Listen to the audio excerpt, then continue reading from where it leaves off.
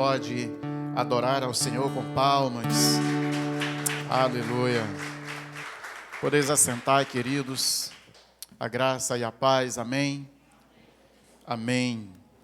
Bom que estamos juntos mais uma vez para adorar o nome do Senhor, para exaltar o seu nome, para meditar na sua palavra, para receber do Senhor uma direção da sua palavra.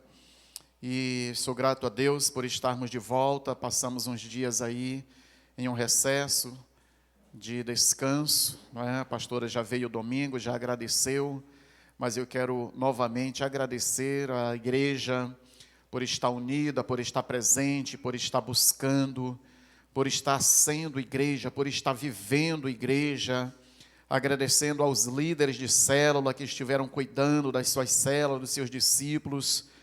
Muito obrigado à diretoria que esteve à frente aí, conduzindo. E nós queremos louvar o nome do Senhor por cada pregador que esteve aqui, pelo ministério de louvor, enfim, por cada ministério que esteve, não é, vivendo o reino de Deus durante esses dias. Obrigado, estava com saudade, muito bom olhar vocês, não é, daqui de cima, olhar a face de cada um, o sorriso de cada um. Isso é maravilhoso. Não diga que eu não vejo o sorriso, porque eu vejo. Quando você aperta o olhinho assim, porque você está sorrindo atrás das máscaras, né? Nós tivemos aí um tempo, fomos no interior com a intenção de descansar um pouco, viemos antes do tempo, né? Não fomos em todos os lugares que íamos, muita gente doente, e a gente evitou e veio, antecipou a nossa volta, mas foi um tempo muito bom de descanso. Amém? Muito bom vê-los. Que maravilha. Deus, Ele tem uma palavra para mim e para você hoje. Você quer receber essa palavra? Amém. Nós estamos começando uma série de mensagem extraordinária. Muito linda. Sou apaixonado por esse tema. E nesse mês, o Senhor deseja falar muito conosco através desse tema. Você sabe qual é o tema? Olha, todo mundo já sabe. Diga aí, eu amo ser igreja. Olha, não tem nada mais belo, mais extraordinário do que ser igreja. A igreja é o maior acontecimento da face da terra. A igreja é o maior órgão da face da terra, o maior organismo da face da terra. Todas as religiões já vieram, já foram, todos os movimentos que vieram já foram, mas a igreja, ela permanece para sempre, porque a igreja, ela foi estabelecida no céu primeiro e depois no nosso coração. Então eu amo ser igreja, eu amo a noiva de Cristo, eu amo cada um de vocês, eu amo ser igreja também, eu amo estar na igreja, eu amo ser igreja todos os dias. Eu sei que você também é assim, amém? A igreja é bela, é a noiva de Cristo. Quero convidar você a abrir a sua Bíblia em Mateus capítulo 16, e hoje nós queremos pensar nesse tema, o que é igreja, não é? O que é igreja? Nós vamos pensar a respeito disso. Mateus capítulo 16, dos versículos 13 ao 20. Se você não estiver muito cansado, eu gostaria que você ficasse de pé para a gente ler a palavra do Senhor. Do 13 ao 20, diz o seguinte, Mateus capítulo 16, a partir do versículo 13, diz assim: Indo Jesus para a região de Cesareia de Filipe, perguntou aos seus discípulos: Quem os outros dizem que é o Filho do Homem? E eles responderam: Uns dizem que é João Batista, outros dizem que é Elias, e outros dizem que é Jeremias ou um dos profetas. Ao que Jesus perguntou: E vocês, quem dizem que eu sou? Respondendo, Simão Pedro disse: o Senhor é o Cristo, o Filho do Deus vivo. Então Jesus lhe afirmou: bem-aventurado é você, Simão Bar-Jonas, porque não foi carne e sangue que revelaram isso a você, mas meu Pai que está nos céus. Também eu lhe digo que você é Pedro, e sobre esta pedra edificarei a minha igreja, e as portas do inferno não prevalecerão contra ela. Eu lhes darei a chave do reino dos céus, e o que você ligar na terra terá sido ligado nos céus, e o que você desligar na terra terá sido desligado no céu. Então Jesus ordenou aos discípulos que não dissessem a ninguém que ele era o Cristo. Podeis assentar. Espírito Santo, nós estamos diante da Tua palavra e nós queremos pedir de todo o nosso coração que o Senhor fale conosco. Que a Tua palavra escrita, ela se torne palavra revelada em nosso coração. Que Teu Espírito possa comunicar as verdades ao nosso espírito, ao ponto de entendermos a Tua palavra rema, a Tua palavra revelada, a Tua palavra para hoje, a Tua palavra para cada um de nós, a Tua igreja. E é sobre isso que vamos falar, ouvir, meditar nessa noite.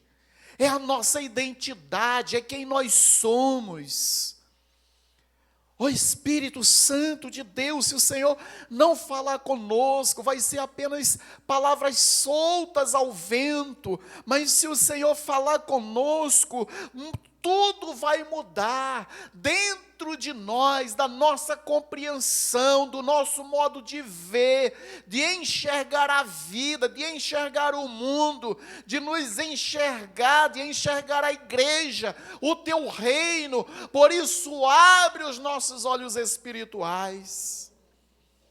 É o que nós te clamamos e te pedimos, em nome de Jesus. Amém. Amém.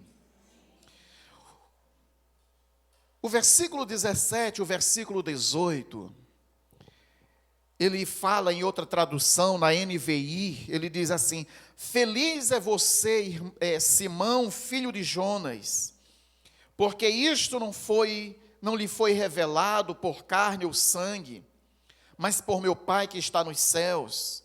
E eu lhe digo que você é Pedro, e sobre esta pedra edificarei a minha igreja, e as portas do Hades não poderão vencê-las. Amém? Essa palavra igreja, ela vem de uma palavra grega chamada eclésia. Todas as vezes que as pessoas queriam falar eclésia ou falar igreja, eles falavam o quê? Eclésia. Diga eclésia. Agora, o conceito de eclésia para os gregos era uma reunião, era uma assembleia política do governo local, uma assembleia jurídica. Quando estava um povo reunido ali com um propósito, eles diziam: olha, ali está uma eclésia. Os filósofos da época, eles tinham seus discípulos, eles juntavam seus discípulos, e ali também eles conheciam como uma eclésia, como uma reunião de pessoas.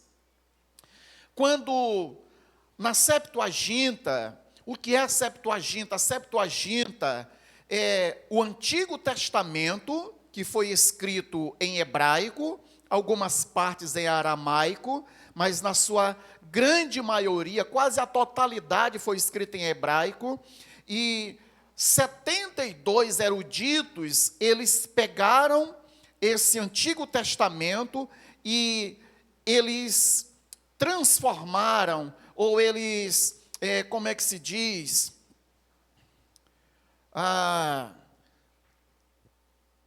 transmitiram, né, não é essa palavra ainda, mas transmitiram para a língua hebraica, traduziram, né? Eles traduziram do hebraico para o grego. Então, o Antigo Testamento, traduzido do hebraico para o grego, 72 eruditos fizeram isso e ficou conhecido como a Septuaginta. E nessa Septuaginta, quando era falado a respeito de uma assembleia de Israel, também a Septuaginta vai trazer a palavra eclésia. Então, no Antigo Testamento grego, quando se lê eclésia, está falando de uma comunidade, de uma reunião, de uma assembleia. E no Novo Testamento, os gregos também viam isso como uma eclésia. Entendido até aí? Então, Jesus, aqui no capítulo 16 de Mateus, o Novo Testamento, é onde vai aparecer a primeira vez essa palavra eclésia. Por quê? Veja bem, preste bem atenção, porque isso é a nossa identidade como igreja. Nós estamos falando o que é igreja.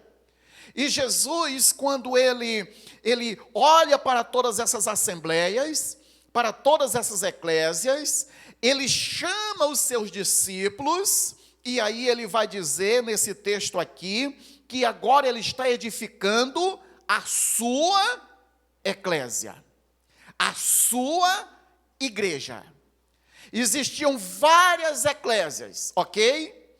Mas agora Jesus, ele está fundando, ele está gerando a sua eclésia. Não era uma eclésia como a comunidade de Israel, não era uma eclésia como uma reunião do governo, de alguma coisa, ou dos filósofos, mas era uma eclésia agora particular, com uma identidade eterna do próprio Cristo Jesus. Amém, queridos? Aleluia! Ele está edificando a sua eclésia. O que Jesus acreditava ser a igreja? O que Jesus acreditava ser a sua eclésia? Muitos desses sermões que nós vamos falar, que nós vamos estar pregando, ele é muito doutrinário. Ele é muito doutrina, ensinamento do que é que nós estamos vivendo, o que nós somos. E o que Jesus ele acreditava ser a igreja? Jesus, em primeiro lugar, ele aponta para o fundamento. Ele diz: eu lhe digo que você é Pedro, e sobre esta pedra edificarei a minha igreja, e as portas do Hades não poderão vencê-las. Qual o fundamento da igreja? Qual é o começo da igreja? A igreja ela está edificada sobre o quê? Esse prédio aqui, ele está edificado, ele está erguido, ele está construído em cima de alicerces, ok? Existe um alicerce que a gente não vê, mas ele está sustentando essa construção.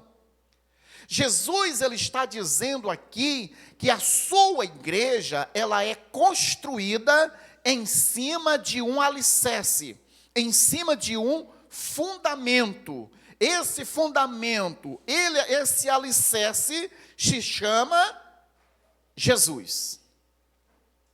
A igreja não foi edificada sobre os apóstolos. A igreja não foi edificada a partir de Pedro. Pedro não é o fundamento da igreja. Pedro não é esse alicerce. A igreja ela tem uma estrutura determinada. Ela tem uma forma de resistência e estrutura que é o próprio Jesus Cristo. E quando eu estou falando em igreja, eu estou falando a respeito de mim e de você, amém? A nossa fundação, a nossa base, nós estamos edificados sobre Jesus Cristo, não estamos edificados sobre uma filosofia, sobre uma religião, sobre um fundamento da Igreja Católica que diz que Pedro foi o primeiro Papa, que a igreja está edificada sobre a vida de Pedro, não. Nós estamos edificados sobre o próprio Jesus Cristo. Foi ele quem fundou a igreja. Ele diz: eu edificarei a minha igreja, a minha eclésia. O seu fundamento, o meu fundamento está em Jesus Cristo. Agora deixa eu te dizer uma coisa. Quando eu estou falando em igreja, eu não estou falando de uma pessoa. Não existe uma igreja particular, uma igreja solitária. Igreja não sou eu, sozinho. Eu sozinho não sou igreja. Agora, quando eu me junto com você, nós somos igreja. Aonde está a igreja do Senhor Jesus? Pronto. Aqui está a igreja do Senhor. Mas eu sozinho não sou igreja. Não, eu sou a igreja. Não, eu sozinho não sou. Ele diz: aonde tiver 2 ou 3 reunidos em meu nome, ali eu estou no meio deles. O grande engano do século, queridos, é que muitos podem achar que podem ser igreja sozinhos. Pode ser igreja em casa. A ideia de igreja é algo comunitário. Lembra de eclésia? Eclésia era uma reunião. Era a assembleia do povo de Deus. Sempre foi assim. E Jesus agora ele está fundando a sua eclésia, não apenas com uma pessoa, mas com várias pessoas. Que isso fique entendido e que essa mentalidade de que eu posso ser igreja em casa, igreja fora da comunidade, não existe. O cristianismo, o evangelho, a igreja, ela tem essa identidade comunitária. Eu e você somos a igreja do Senhor. A igreja não é esse prédio. A igreja somos nós. Diga: eu sou igreja. Junto com os meus irmãos. Amém? Pastor, mas e quando eu estiver lá no trabalho, eu não sou igreja? Porque assim lá não tem nenhum dos meus irmãos. Sim, você é igreja lá. Por quê? Porque você está ligado a vários outros. Eles podem não estar perto de você, mas eles estão ligados a você. Amém? Então, o nosso fundamento, queridos, é Jesus. Ele é o seu cabeça, seu fundamento, sua base, sobre o qual você e eu estamos construídos ou gerados. 1 Coríntios 3,11 vai falar, sem dúvida, o próprio Cristo é a rocha, o fundamento comprovado da igreja, porque diz: porque ninguém pode colocar outro alicerce, além do que já foi posto, que é Jesus Cristo. Então, Jesus Cristo, ele é o nosso fundamento. Amém? A partir daquela sentença de Pedro, ele diz: olha, também eu te digo que tu és Pedro, e sobre esta pedra edificarei a minha igreja. Que pedra é essa? Além da sentença que Pedro fala, qual é a sentença? A sentença mais poderosa, porque assim, muitos estavam dizendo que Jesus era isso, era aquilo, era alguém do passado e tudo, mas Pedro disse: tu és o Cristo, o Filho do Deus vivo. E essa sentença se torna a base para todo o cristianismo. Tu és o Cristo, o Filho do Deus vivo. Então queridos, esse é o nosso início. É de lá que nós fomos gerados. Esse é o nosso fundamento. Sem esse fundamento, nós desmoronamos. Sem o fundamento, não existe prédio, não existe construção. E eu e você precisamos compreender o que é o nosso fundamento. O nosso fundamento é Cristo. Amém? Glória a Deus. Jesus também, ele estava apontando para o edificador da igreja. Ele é o fundamento, mas ele também, ele é o edificador da igreja. Ele diz: eu lhes digo que você é Pedro, e sobre esta pedra edificarei a minha igreja. Amém? Edificarei. Quem é que edifica a igreja? Jesus. Quem é que te edifica? Quem é que te dá o crescimento? É Jesus. Sabe, se você está aqui hoje, se eu estou aqui hoje, é porque Ele nos dá essa força. Ele alimenta a nossa fé. É Ele que nos traz essa edificação hoje, agora. Ele está edificando a nossa fé através da sua palavra. O Espírito Santo, Ele está falando ao seu coração agora. Por isso é importante que você não perca nenhuma palavra, porque essa palavra é direcionada ao seu coração. Para quê? Para que você seja edificado. O que é essa edificação? É como se cada palavra ela fosse um tijolo dessas paredes. Nós temos pedreiros aqui? Temos 2 pedreiros ali, os pedreiros sempre sentam juntos, né? Estão se edificando ali um ao outro. O que é o edifício? Olha, nós já temos o alicerce, nós já temos o fundamento que é Cristo. Mas se tivesse só o fundamento, só os alicerces, isso é uma construção?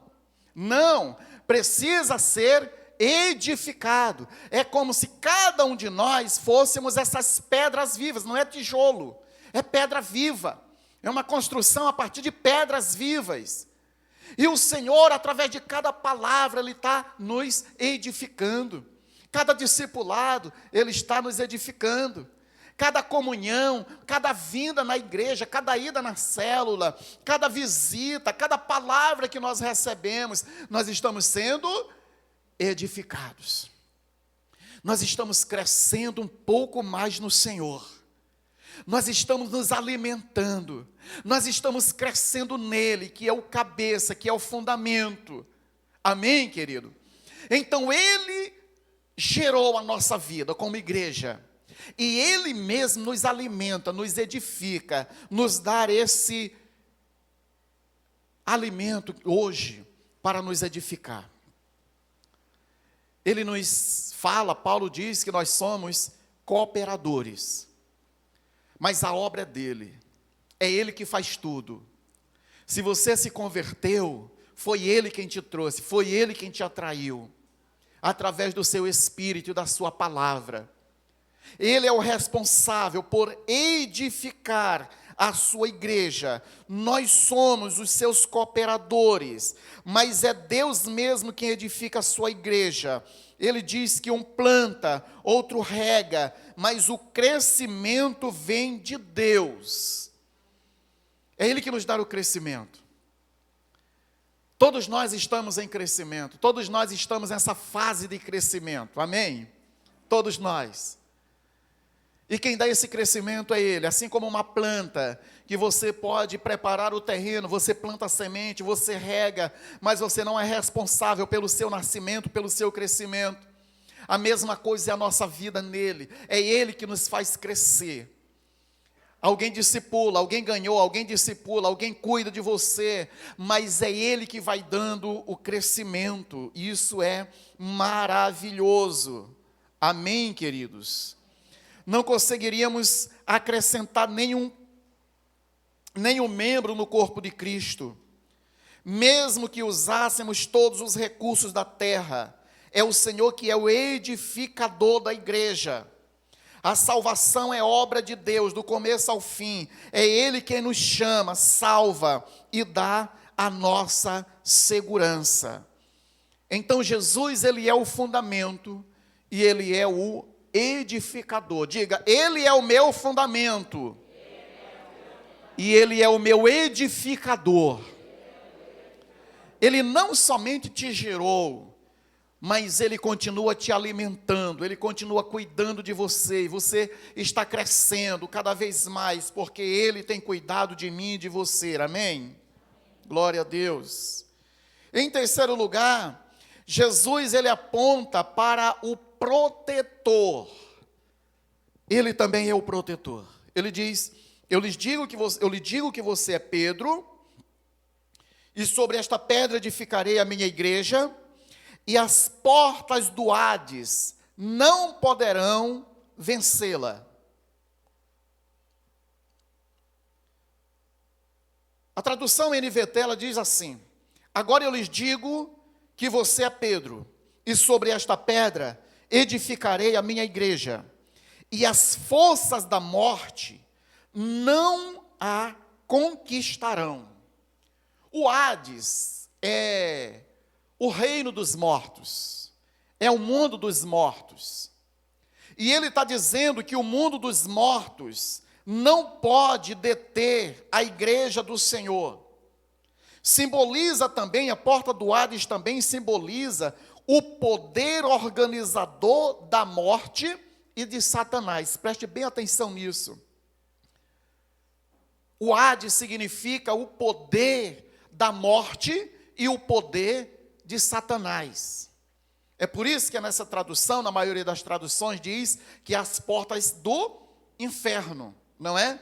Não poderão resistir ou vencer a igreja do Senhor. E essa tradução, ela diz que as forças da morte não a conquistarão. Ou as forças da morte, as portas do Hades, que é o mundo dos mortos, não poderão vencer a igreja do Senhor. Então, Jesus, ele está apontando aqui para o protetor. É ele quem protege a sua igreja. Ele é o fundamento, ele é o edificador, mas ele também é o quê? Protetor. É ele quem nos protege. É ele quem protege a sua noiva, a sua igreja.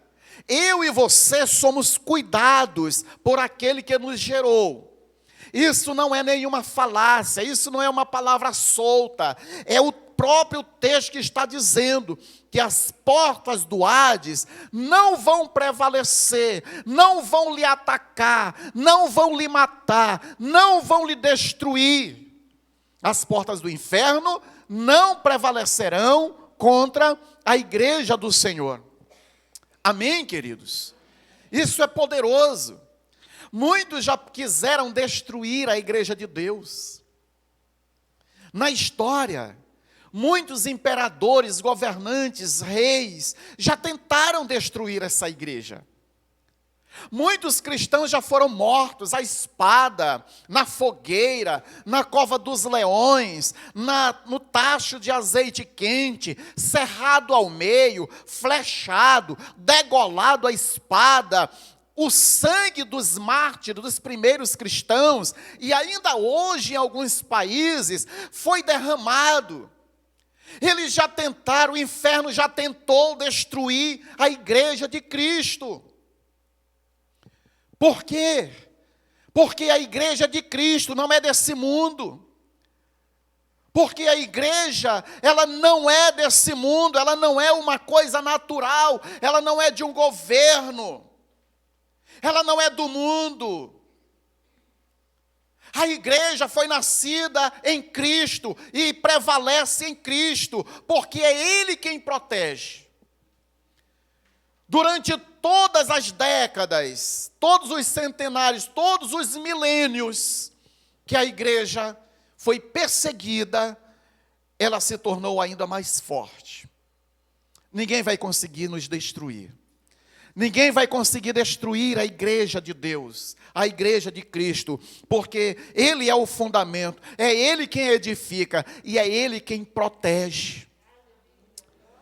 Sabe, queridos, é por isso que quando Jesus morreu, muitos na Cidade Santa ressuscitaram. Quando Ele entregou a sua vida lá na cruz, quando Ele entregou a sua alma ao Pai, a Bíblia vai dizer, os evangelhos vão dizer que muitos ressuscitaram na cidade santa de Jerusalém e foram vistos na cidade. Sabe por quê?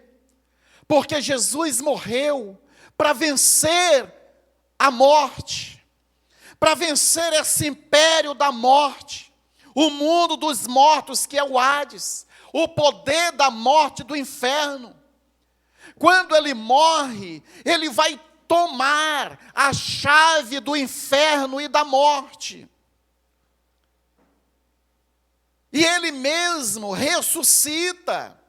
Ele vence o inferno e a morte. Por quê? Porque a sua igreja também vence o inferno e a morte.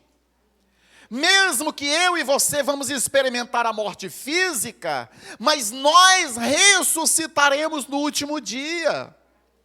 A morte não vai poder nos deter. O inferno não vai poder nos deter. Antes de Cristo, o abismo estava com a boca escancarada nos esperando. O Hades, o mundo dos mortos, estava nos esperando com a boca escancarada. O inferno estava nos esperando. Mas quando nós dissemos sim para Jesus, quando Ele entrou em nossa vida e nós nascemos de novo, a Bíblia vai dizer que nós passamos da morte para a vida, amém? Quantos têm vida em Jesus aqui hoje? O inferno não pode mais te tocar. É por isso que o cristão, ele é corajoso. É por isso que o cristão, ele é intrépido, ousado. Porque ele não teme mais nada. Aquele que está em Cristo é nova criatura. As coisas velhas já passaram, eis que tudo se fez novo. A velha vida, a vida de morte, a vida de perda, a vida de desgraça, de miséria espiritual passou. Agora nós temos vida, e vida em abundância. Ele venceu a morte, para que eu e você tenhamos vida plena, vida eterna. Ah, queridos, somos a igreja viva, a igreja militante. A igreja que é filha de Jesus Cristo, que foi gerada naquele que não pode ser vencido por nada e por ninguém. E hoje, Ele ainda intercede por nós.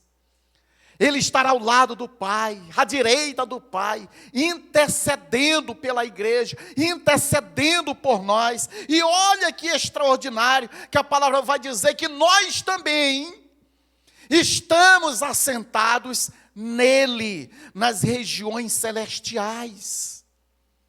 Nós não somos daqui. Nós somos pessoas desta terra, mas ao mesmo tempo nós somos pessoas eternas, que nós estamos vivendo em Cristo, nós estamos nele, e nele nós somos mais que vencedores. Nada pode nos tocar. Queridos, quando nós compreendemos que somos a igreja de Cristo, que nós somos que Ele é o nosso fundamento, que Ele que nos edifica e que é Ele que nos protege, nós andamos de cabeça erguida. Nós vivemos uma vida diferente do que vivíamos antes. Sabe, o Senhor, Ele está trazendo para nós nesses dias palavras de avivamento, palavra de vida, palavra de coragem, de ousadia. É tempo de sair das cavernas, queridos. Existe ainda muitos cristãos nas cavernas. Existe 2 tipos de caverna. Se você está na caverna como Davi, a caverna de Adulão, que está sendo formado e que está formando outros, porque para a igreja de Deus, até mesmo na caverna, ela está formando outros, ela está dando vida a outros. Davi mesmo, quando estava na caverna, ele atraiu muita gente endividada, amargurada de espírito, que a sociedade não queria mais, mas Davi abraçou aqueles homens numa caverna, se tornou líder deles, e eles se tornaram os valentes de Davi, o maior exército, o exército mais poderoso que já teve. Agora, quando o cristão, ele é o cristão, como a igreja Elias, que vai para a caverna para morrer, aí é diferente. E o Senhor está nos chamando para sair da caverna, como Ele fez com Elias.